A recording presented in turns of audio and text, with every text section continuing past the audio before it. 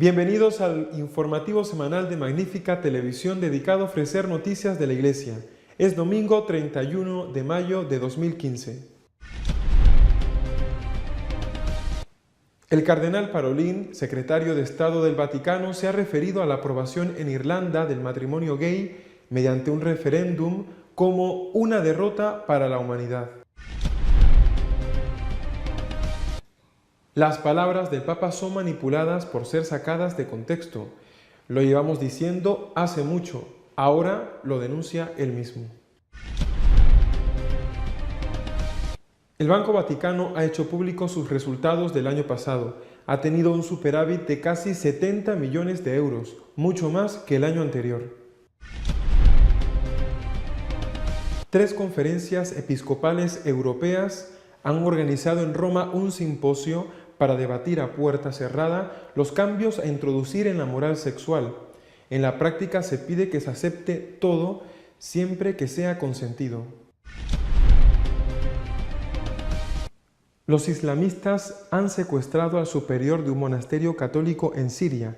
El sacerdote se negó a abandonar el convento para no dejar solos a los refugiados que en él se alojaban. Una derrota para la humanidad. Así ha calificado el secretario de Estado del Vaticano, cardenal Parolin, el resultado del referéndum celebrado en Irlanda y que dio como resultado la aprobación del matrimonio gay. Estoy muy triste por el resultado del referéndum de Irlanda que avaló el matrimonio homosexual. Así lo ha afirmado el cardenal Parolin. El domingo pasado, Irlanda, país de fuerte tradición católica, se convirtió en la primera nación en aprobar el matrimonio entre homosexuales a través de un referéndum. La Iglesia debe tener en cuenta esta realidad en el sentido de fortalecer su compromiso con la evangelización, afirmó Parolin. No creo que solo podamos hablar de una derrota de los principios cristianos, más bien es una derrota para la humanidad, amplió el purpurado al referirse a la consulta. En la votación, la opción del sí obtuvo 62,1% de los votos, con picos de 70% en ciudades como Dublín, mientras que el no logró el 37,9%. El histórico resultado divulgado desató una fiesta en la capital irlandesa, con miles de personas vestidas con los colores del arco iris que llenaron la explanada del castillo de Dublín. Por su parte, el arzobispo de Dublín, Monseñor Martín, afirmó tras el referéndum que la Iglesia Católica necesita una cura de realidad.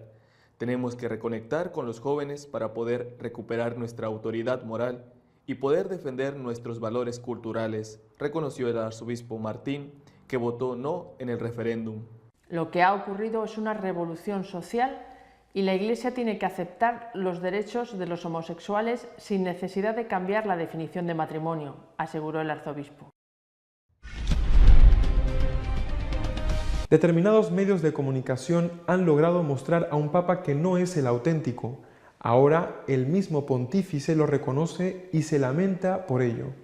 En una entrevista publicada por el diario La Voz del Pueblo de la ciudad argentina de Tres Arroyos, el Papa Francisco lamentó que Argentina sea el país de las tantas oportunidades perdidas, pese a toda su riqueza y muchas posibilidades. Reiteró que se sintió usado por los políticos argentinos. Preguntado por si se siente presionado, responde: las presiones existen. Toda persona de gobierno siente presiones. En este momento lo que más me cuesta es la intensidad que hay de trabajo. Y después están los problemas que te arman, con que dije o no dije. Los medios de comunicación también toman una palabra y por ahí la descontextualizan. Un banco bien gestionado moralmente puede ser también un banco rentable. Es lo que acaba de suceder con el Banco Vaticano, que ha cerrado el anterior servicio con un notable aumento del superávit. El Instituto para las Obras de Religión, conocido como el Banco del Vaticano, ha publicado su balance anual relativo a 2014, que ha arrojado un beneficio neto de 69,3 millones de euros en comparación con los 2,86 millones de 2013. De estos 69,3 millones de euros de beneficio neto, 14,3 millones de euros irán destinados a reserva de capital, mientras que 55 millones de euros se otorgarán a la Santa Sede.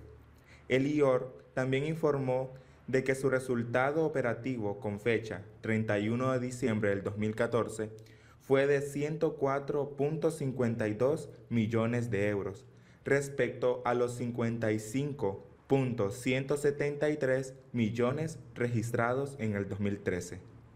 El IOR sigue cerrando cuentas de clientes cuyos intereses entran en conflicto con sus objetivos. El 31 de diciembre de 2014, la institución contaba con 15.181 clientes, después de que desde mayo de 2013 se hayan cerrado 4.614 cuentas y se hayan abierto 1.066 nuevas. Al final del 2014 aún quedaban por cerrar 274 cuentas, de las que 148 serán clausuradas antes de final de mayo de 2015. En sexo debe valer todo siempre que sea consentido, así la gente no se irá de la iglesia. Esta podría ser la conclusión del simposio a puertas cerradas celebrado en Roma, organizado por las conferencias episcopales de Alemania, Francia y Suiza. 3 conferencias episcopales europeas, la alemana, la francesa y la suiza, han organizado en la Universidad Gregoriana de Roma un simposio para debatir sobre el tema a tratar en el próximo sínodo, la familia. Aunque la reunión era a puerta cerrada, un diario italiano estaba invitado, La Repubblica, y tenía el permiso para informar de lo que se decía, pero sin decir quién lo decía. En primer lugar, se trató del tema de las uniones homosexuales. Para un sacerdote y teólogo alemán, si entre 2 personas del mismo sexo hay una relación muy fuerte que genera un reconocimiento, esto debe convertirse en un vínculo para la Iglesia. Basta con no llamarlo matrimonio. La cuestión giró en torno a una interpretación del desarrollo del dogma que deje de lado la homogeneidad para centrarse en la transformación. Un obispo alemán afirmó que los dogmatistas dicen que la enseñanza de la Iglesia es inmutable. En cambio, la evolución existe. Necesitamos un cambio en la sexualidad. Por eso, la biblista francesa Anne-Marie Pelletier dijo que si al final del sínodo la Iglesia continúa afirmando lo que siempre ha dicho, será un fracaso. En el simposio de la Gregoriana, otro de los que intervinieron dijo que la falta de sexo puede compararse al hambre o a la sed. La pregunta que la caracteriza es: ¿necesitas sexo? Pero eso no da permiso para tener relaciones con otro si él no quiere. Por eso, la pregunta debe ser: ¿tú me deseas? Si es así, el deseo sexual del otro puede unirse al amor. Lo que cuenta no es lo que se hace, sino que haya consentimiento. La discusión se ha centrado entonces en cómo es posible desarrollar el dogma para no perder el contacto con la gente. Un sacerdote docente preguntó: ¿qué podemos decir a una juventud que no se siente identificada con las enseñanzas de la Iglesia? ¿Cómo debemos juzgar la puesta en práctica de la sexualidad? Si no respondemos a esto acertadamente, la gente se alejará de nosotros. El padre Murad, superior de un monasterio católico en Siria, ha sido secuestrado por los islamistas. Se negó a abandonar el convento para no dejar solos a los prófugos que él mismo había acogido en el monasterio. El padre Jacques Murat, monje siro-católico, superior del monasterio de Mar Elian, cerca de la ciudad de Homs, ha sido secuestrado por terroristas del ISIS. Como sacerdote, no puedo dejar este lugar, dijo poco antes. Localizada a 50 kilómetros de las ciudades de Homs y Palmira, lugar de los últimos combates del Estado Islámico, Mar Elian ha quedado encerrada estos días dentro del dominio de los islamistas. Allí se encuentra el monasterio siro-católico del que el padre Jacques Murad es el superior y que ha sido secuestrado por el ISIS. Como sacerdote y pastor nunca dejaré este lugar mientras haya vecinos que sigan viviendo aquí, aunque me cacen, dijo un compañero sacerdote. Durante estos meses el monasterio ha estado acogiendo y prestando ayuda a centenares de refugiados desplazados por la guerra. Al menos 3 islamistas armados llegaron al monasterio y se llevaron al padre Murat. Horas antes había mandado a unos amigos este correo electrónico: vivimos tiempos difíciles. Los islamistas se aproximan a nosotros, están cortando cabezas. Es terrible lo que estamos viviendo. Hoy estamos aquí, mañana no sabemos. Por favor, rezad por nosotros. Nuestro comentario editorial de esta semana está dedicado a analizar el referéndum de Irlanda y el simposio celebrado en la Gregoriana. Esta semana se ha celebrado en Irlanda un referéndum sobre la legalización del matrimonio gay. El resultado ha sido aplastante a favor de esa legalización, más de 20 puntos de diferencia. Comentando este resultado, la segunda autoridad en jerarquía dentro de la Iglesia Católica, el cardenal Parolin, secretario de Estado, decía que era una catástrofe para la humanidad, no solamente para la Iglesia, una catástrofe para la humanidad, y decía que se encontraba muy triste al conocer este resultado. Es, repito, la segunda persona en grado jerárquico dentro de la Iglesia y por lo tanto podemos suponer que su opinión y sus sentimientos son los mismos que tiene el Santo Padre. Ha sido un poco más ambiguo el arzobispo de Dublín comentando precisamente el resultado nada más conocerse. Ha dicho que la Iglesia tenía que someterse a una cura de realidad, que tenía que conectar con los jóvenes y reconocer los legítimos derechos de los homosexuales. Monseñor Martín, el arzobispo de Dublín, no ha dicho cómo tenía que hacerse esa conexión con los jóvenes ni cuáles eran los derechos de los homosexuales que la Iglesia no estaba reconociendo y que debía reconocer. Bien, a la vez en Roma ha tenido lugar un simposio celebrado a puerta cerrada en la Universidad Gregoriana de Roma, probablemente la universidad más prestigiosa que tienen los jesuitas, por lo menos a nivel teológico en el mundo, un simposio organizado por tres importantes conferencias episcopales europeas, la alemana, la francesa y la suiza. A este simposio, repito, a puerta cerrada, sin embargo, ha sido invitado un medio de comunicación italiano, el periódico de izquierdas, no el de extrema izquierda, pero el periódico de izquierdas, La República, para que informara sobre el contenido del simposio con la única condición que el periódico ha respetado de no decir quién era el que afirmaba las cosas, solamente un profesor o un sacerdote o un obispo ha dicho tal cosa, pero sin decir tal profesor o tal obispo. Y gracias a esto hemos podido saber, por lo menos si no todas, muchas de las intervenciones en este simposio, que supuestamente estaba dedicado a preparar el próximo sínodo de los obispos sobre la familia, aunque en realidad todo ha girado en torno a la moral sexual, como si en la familia lo único importante fuera el sexo, pero en fin, esto es lo que ha ocurrido. Si tuviera que resumir de lo que he leído, lógicamente porque no he estado en este simposio, si tuviera que resumir el contenido de las distintas intervenciones, lo diría con la frase de uno de los ponentes. La Iglesia tiene que asumir que en cuestión de sexo todo vale. Todo vale. Y la única condición que la Iglesia tiene que poner es que sea consentido. Todo vale mientras que sea consentido. Bueno, esta es una tesis antigua, no es una tesis de ahora, ¿no? Por lo menos viene abriéndose paso en la Iglesia ya desde antes del Concilio Vaticano II. Tenemos que hacer un desarme en cuestión de moral sexual para aceptar la primacía absoluta de la conciencia individual, que no tiene que tener otra limitación más que la de no imponerse a nadie en cuestión de sexo. Mientras que sea consentido, todo vale. Y así, decían en el simposio, así conectaremos con los jóvenes, así evitaremos que la gente se vaya de la Iglesia. No digo yo que las palabras de Monseñor Martín de Dublín estén relacionadas con esto directamente. Entre otras cosas, Monseñor Martín había hablado justo después de conocerse el resultado del referéndum en Irlanda, y esto ha sido pronunciado en la Gregoriana en la misma semana, pero 2 o 3 días más tarde. Pero es evidente que el fondo de la cuestión es la misma. Para que la gente no se vaya de la Iglesia, para que los jóvenes en particular no se vayan de la Iglesia tiene que renunciar a la moral sexual, aceptando que todo vale con tal de que haya consentimiento.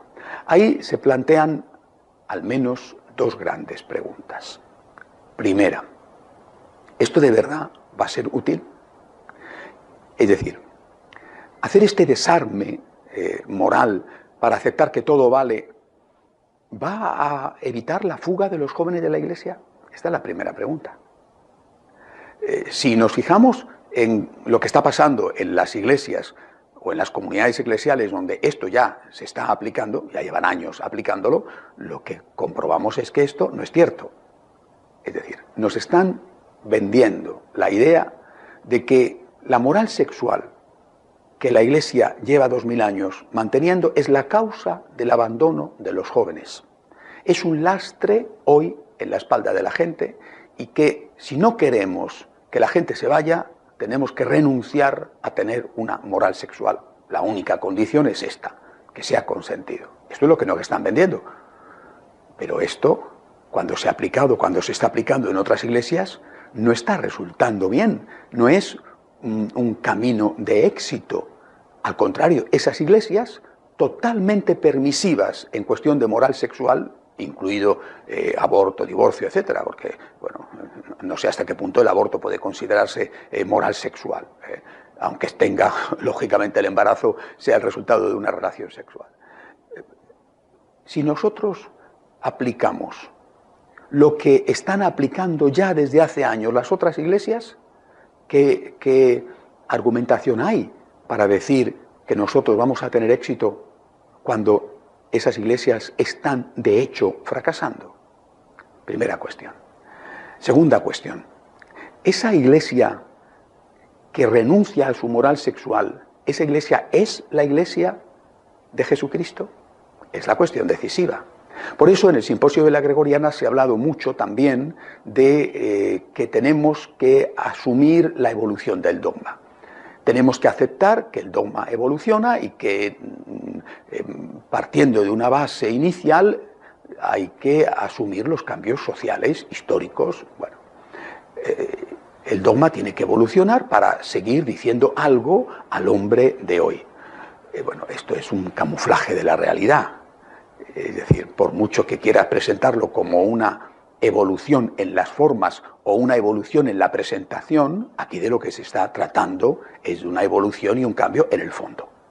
Y este cambio profundo en el fondo permitiría a la Iglesia que ha hecho ese cambio identificarse con, no solamente con la Iglesia de 2000 años antes, sino con la Iglesia, por ejemplo, de los primeros cristianos mártires que vivían en una sociedad totalmente permisiva en campo sexual, como era la sociedad griega o la sociedad romana, y que sin embargo no se asimilaron con ella. ¿Es posible identificar este tipo de iglesia absolutamente permisiva con las cartas de San Pablo? Por supuesto, a San Pablo hay que hacerlo desaparecer. Pero es que es posible identificar esta iglesia no solo con los primeros cristianos, no solo con San Pablo, sino con el propio Jesucristo. Yo de verdad me hago esta pregunta. Si saben que este camino, porque se está aplicando ya, no es un camino de éxito, sino de fracaso, si es evidente que choca esta desamortización moral, esta permisividad moral, choca con Cristo, con San Pablo, con los primeros cristianos y con 2000 años de historia de la Iglesia, si es evidente todo eso, ¿por qué no dan un paso al frente y fundan su propia Iglesia? Que nos dejen a nosotros morir. Si ellos dicen que vamos a morir porque la gente se va, que nos dejen morir. Que nos dejen morir, que se vayan ellos y funden una iglesia de éxito. Y que nos dejen a nosotros morir siendo fieles a Cristo, siendo fieles a San Pablo y siendo fieles a lo que los primeros cristianos hicieron, que es lo que quería San Juan 23 cuando convocó el Concilio Vaticano II, volver a las fuentes. Que nos dejen morir, que sean valientes, que sean honestos y que funden su propia iglesia. Supuestamente, según ellos, es así, será una iglesia de éxito. Quizá a algunos, a lo mejor nos interesa otra cosa más que el éxito. Quizá preferimos morir siendo fieles a tener éxito siendo traidores. O a lo mejor es que ellos tienen miedo a que ese éxito no lo van a conseguir. ¿Qué hay detrás de todo esto? Lo que yo creo que hay detrás de todo esto es lo que dijo el cardenal Parolin. Una catástrofe para la humanidad, no solamente una catástrofe para la Iglesia, una catástrofe para la humanidad. Y concluyo en que hay que hacer lo que dijo también el cardenal Parolin, hay que evangelizar más.